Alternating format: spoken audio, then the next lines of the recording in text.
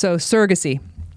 Hot topic. Lots of questions about my surrogate. It's not something that you see or hear about every day, especially in Midwest Ohio. Most of the time when you hear surrogate, you're thinking Khloe Kardashian or Kim Kardashian or, something that feels sort of outside of what could be possible for you or someone that you know. Well, I'm here to tell you that not only is surrogacy possible, I'm going to give you some of my hack to circumvent going through an agency, thereby saving you a lot of time and a lot of cashish. Disclaimer, I am not anti-agency.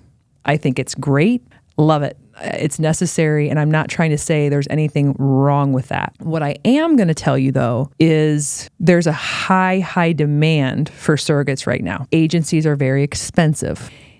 If you have a shitload of money and time to spend, keep scrolling. But if you're someone like me who is like, you know what, I don't have a ton of time, and if I can save myself some money and use that money for other things, I'm all about it. So first question that I have gotten a lot about my own personal journey, and if you're listening to this, my guess is either you're curious about my situation, which I totally understand that, or you or someone you know has potential surrogacy in your future. So I'm going to try to quench the thirst for both of those options as best as I can. So for those of you asking why I had a surrogate, when we finally got pregnant with Dane, I had a short cervix. A short cervix can mean something and it can mean absolutely nothing. As it turned out for me, it meant nothing. But I was on bed rest. It was very scary. You want a long cervix. Next pregnancy, I still have the short cervix. It's not going to all of a sudden become long. But at this point, we don't know what happened with Hope, who was my second stillborn. But the guess from looking at my placenta is that she may have not had enough of what she needed from the placenta. So now you have two different situations. You've got a short cervix that could may or may not be an issue, but now you have a placenta that is the lifeblood of keeping the baby alive. So our decision to get pregnant again, we had talked about doing a surrogate, and my doctor and I decided, you know what, you are older, but you are very healthy and strong, and we don't see any reason why you couldn't do this on your own. Get pregnant. Here comes the short cervix again. And because of my age and because of my history, it was sort of this emergent thing like, hey, let's put a cerclage in. And that was something that I was very much on the fence about doing because there's a lot of research that says it doesn't even help, but then it's so close to your sac. And when you have a short cervix, if they put something in there to tie it in with, then you could potentially rupture your sac. And now you've got a whole other situation. The short cervix scared everybody. My doctors and I decided to do the cerclage. Whether or not the cerclage was the reason for the rupture of the sac, we'll never know. But the sac ruptured about 7 days after I had the cerclage. So you do the math. I could spend a lot of time what-ifing myself and beating myself up. But that is the detail behind my last two pregnancies and why ultimately a surrogate was a no-brainer. So for those of you who are just curious about my situation, that is it in a nutshell. Let's go on to why I opted out of an agency and how I was able to create sort of my own agency and advocate for myself to find just literally the most amazing person and surrogate that I just think has ever existed, in my humble opinion. Quickly after we lost Jade, I remember looking at Brady and I was like, this is it. This is how our story ends, and I was clearly very, very emotional. And he looked at me and he's like, you know what? He's like, you have carried building this family for us up a mountain while I just kind of watched. You have completely championed this. And because of you, we have Dane. He's like, go get your surrogate. And, that was a moment. That was a huge moment because you have to be on the same page with people. And if you're both not on the same page about something as big as, getting a surrogate, it could be a huge problem. And it will be a huge problem. So you have to make sure you're on the same page. So once I knew that Brady was all in on that, I was still obviously I was in a horrible hole of grief. And I remember sitting in my living room, just so sad, so empty, and just missing Jade. And I was like, how am I going to possibly do this? How am I going to do this,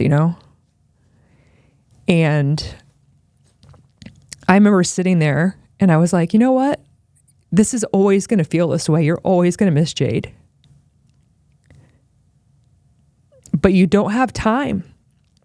And no one's going to get this done for you. And people who know me out there also know, like, for some reason, my crazy ass loves a challenge, right? If there's an obstacle in my way, I kind of get fired up. I don't recoil. I do the opposite. I'm like, okay, here's this challenge. How am I going to make this happen? So back to me sitting on my chair in the living room, just feeling so sad, looking up these surrogacy agencies. I'm reluctantly trying to make appointments for Zoom chats with these people to figure out, what is this? What's behind the curtain here, and how do I make this happen for my family? And I sat there and I thought, take your grief hat off. Just take it off and put on your get shit done hat. And that's something too that you have to remember with grief and going through situations like this. It's okay to be both. So if I sat and waited until I wasn't sad anymore, I'd still be sitting here. No progress at all. And so I think it's important to remember that those two things have to exist at the same time. Otherwise, I would just be in a corner in the fetal position, missing Jade forever. And so I made about 5 appointments. I talked to the boutique, smaller agencies. I remember talking to a really nice girl who had left a larger agency and started her own. So you have that flavor of agency. And then I also talked to some of these bigger agencies who, some of them do this, like they'll charge you $150,000 and you will be able, they basically guarantee you a baby. So let's say you get a surrogate and something happens during the first pregnancy, this will cover the second pregnancy, et cetera. So I understand the insurance policy part of it, but that's a huge stroke of a check for most people. So step 1, researching, talking to these agencies.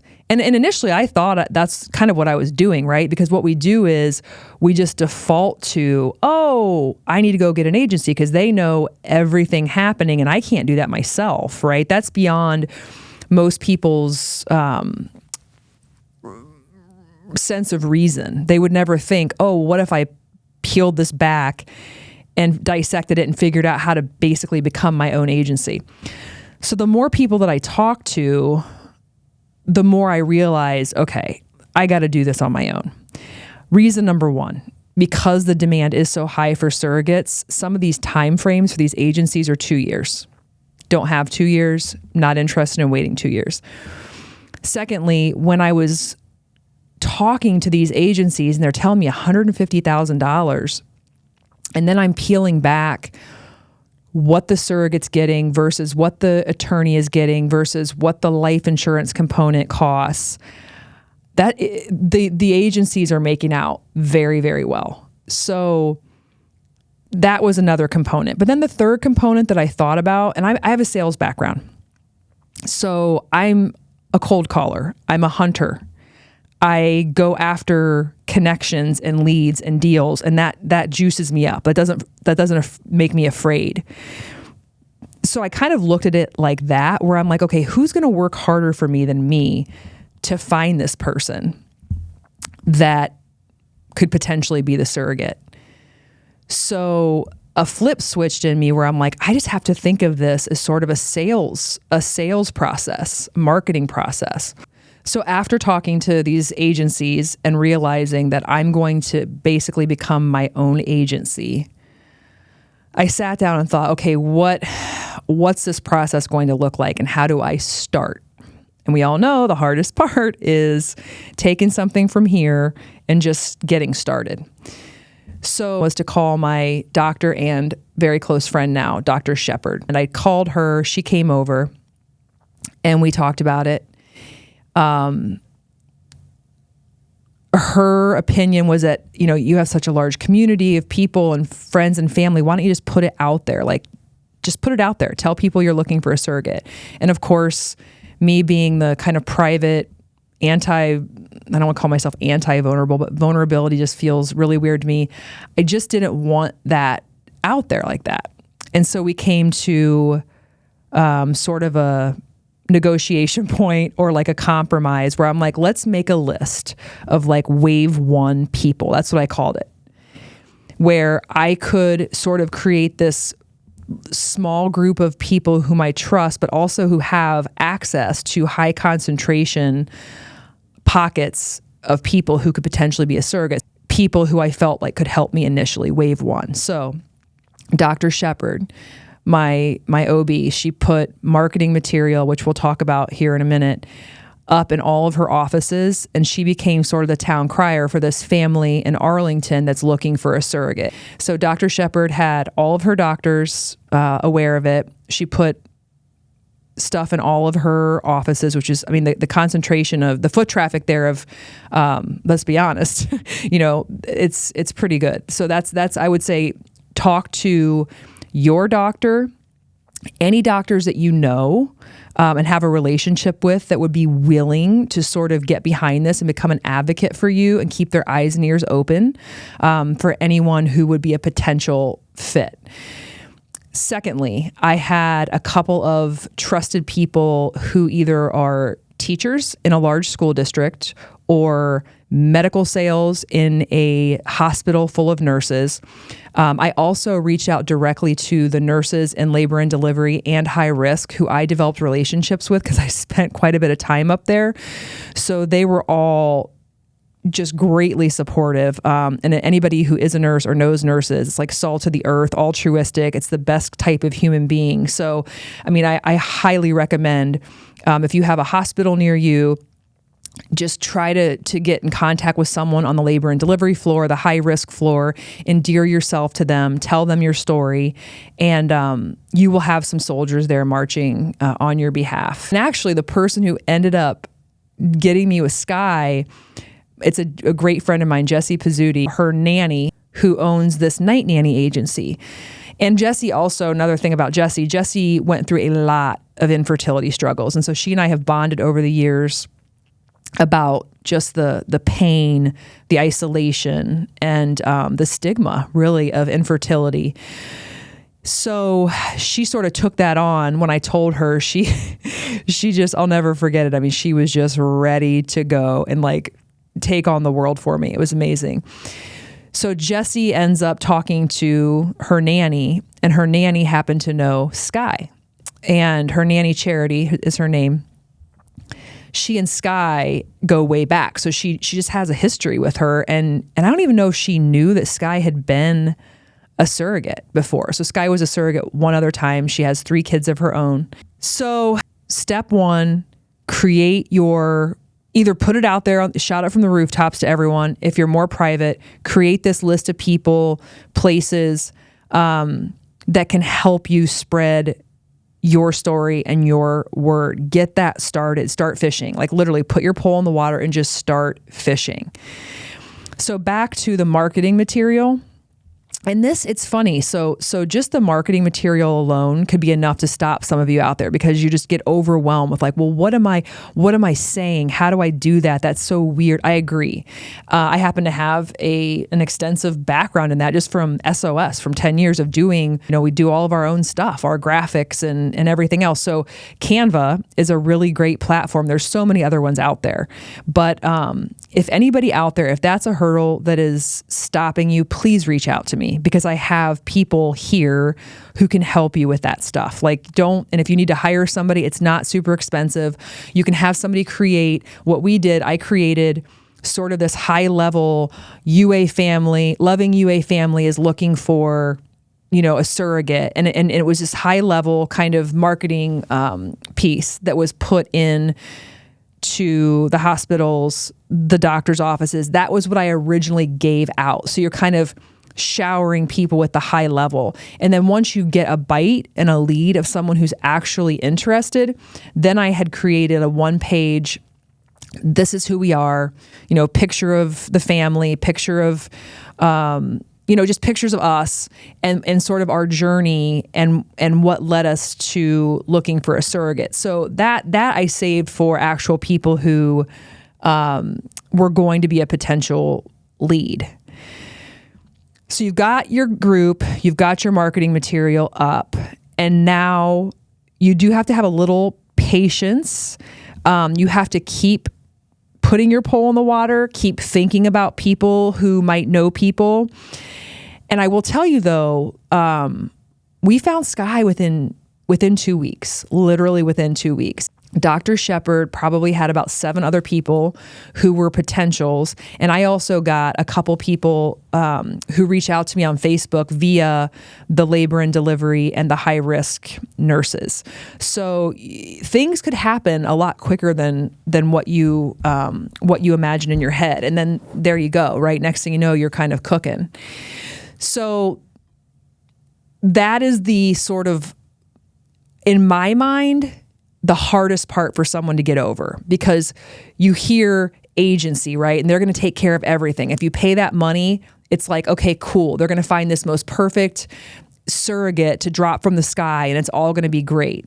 Now, I'm not saying they won't find someone and it won't be great. There's definitely a good chance that could happen, but all the agency is, they're just human beings marketing to an area, trying to find someone just like you would be doing. But I keep going back to, no one's going to work as hard to get that person as you and people who love you and know you. This isn't a car. This isn't a new couch. This is a human being who's carrying your child.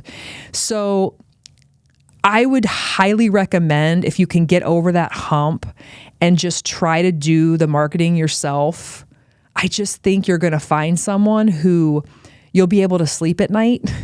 You'll be able to feel good about.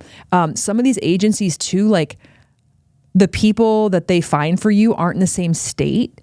And maybe that doesn't matter to you.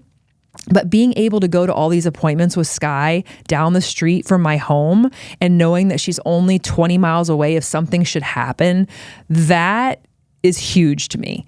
And so if you're marketing through people close to you, I just think when you cast that net, there is going to be a lot of empathy, compassion, altruism.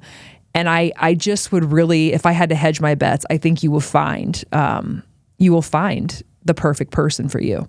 So get over that hump, just start, make it happen, get your marketing material, or reach out to me. I'll help you get your marketing material. You can reach out to me and I'll help you make a list. I mean, I'll help you do that. Like sometimes you just need a nudge and you just need to believe that you can do it, and you can do it. And I'm your girl. I'll call me, DM me. I'll give you a pep talk. I'll help you set your strategy and you'll be on your way in no time. Okay. So let's move on to once we found Sky, the next step that you're going to have in the surrogacy process is you're going to need to get a good attorney. And then she's going to need to get her own attorney.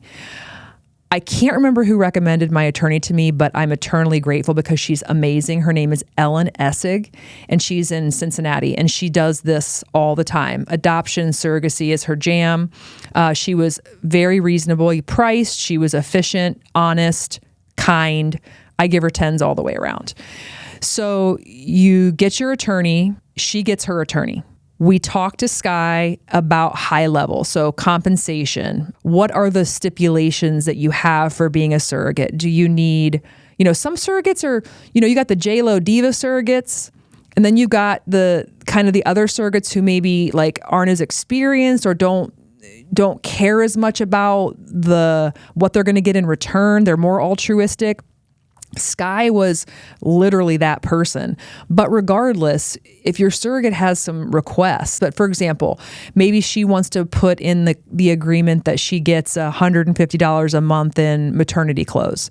If she lives a certain number of miles away, maybe she allots in there for gas money to get to the doctor.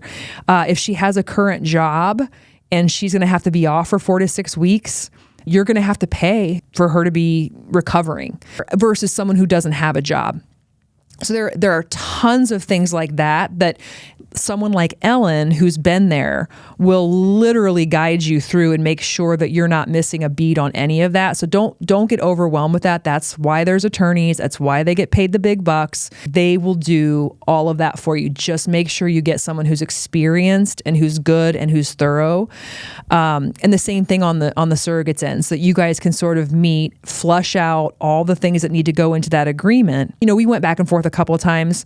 Luckily with Sky, it really wasn't a painful process. Another component that you'll have to handle during this process is life insurance.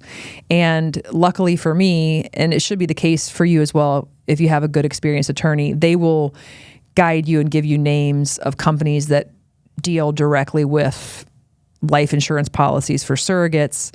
Again, painless process. It's some paperwork. It didn't take a ton of time. It didn't cost a ton of money, but you do have to deal with some sort of, in case of the unthinkable or something horrible happens, that you have something set up so that no one's coming after you personally. It's very important. The second part of the legal stuff happens once the surrogate gets pregnant and once she's about, I would say, like 18 to 20-ish some weeks. They're going to want to do paperwork on parental rights. Again, very painless process. Very quick, no big deal. I'm sure a lot of you are thinking, okay, let's break down the cost. Let's go through it. When you look at a surrogate in Ohio and you do sort of the market research and see how much they're getting paid through these agencies, the amount surrogates are getting paid is like, it could be as low as like $35,000 all the way through to, listen, I'm sure there's anomalies, but I would say market $35,000 to maybe $65,000 would be a normal market price. Your attorney fees are probably going to cost you about 10. And then the life insurance component, maybe, let's just say 2. It wasn't a huge cost. So do the math. So let's just say a surrogate's $55,000. Let's say it's $10,000 to get the legal stuff done. So you got $65,000 in, and let's just slap on 2. So let's just call it $70,000 that you have in. And then you look at the agency that's charging you $150,000. That right there should be reason enough for you to maybe at least try to become your own agency. Another thing I would recommend too through this process, and everybody's different. I'm sure a lot of you out there, this isn't an easy decision for you, especially women who desperately want to carry their own child and you're unable to do that. That is a pain that is deep and it's real and heartbreaking. That being said, this person should be treated with the utmost respect, gratitude. I am humbled every day, every minute, every second that Sky is carrying our child. Like I could never describe to you the respect and I'm just eternally grateful. And so every, month or so I'll say, hey, I want to do something nice for you. Is there something you're craving? Or, hey, how about a gift certificate from, your favorite spa? Or how about an Amazon gift certificate to get yourself some clothes? So, and you could say, okay, you're paying her, but come on, she's bringing life into the world, on your behalf. And it's just the most extraordinary, incredible experience that I can even ever have imagined having. And so, and going back to designing it for yourself and finding that person as opposed to just defaulting to an agency, feeling really good and right about the human being that you're going to be traveling this journey with for, 10, 11, 12 months, whatever that number is. It's so important to set the tone. And so I think if you step back and just trust yourself that you can really take some steps and make the moves to create this process and make it as, beautiful and, make it what you're comfortable with, and don't settle for anything less. It sounds like such an overwhelming process, and it is. And a lot of you are probably have a lot of emotions stirred up with this, but just think about this. I started this process a year and a half ago, and we're already here. We have a scheduled delivery date of August 18th. And my husband asked me the other night, he's like, "Can you believe we're here?" And I was like, yes and no. It's crazy, and it takes work, and you're going to be emotional, and it is scary, and it feels overwhelming, and it's all those things. Do it anyway. Do it anyway. Okay, so wrapping up here, if you're out there, again, DM me. You can email me at info@thecarriecroftshow. I'm here to help. Any question you have, there are no dumb questions. I know this is a lot, but you absolutely can do it. All right, have a great day. Turn your music up. Find something to be grateful for. Until next time, keep moving.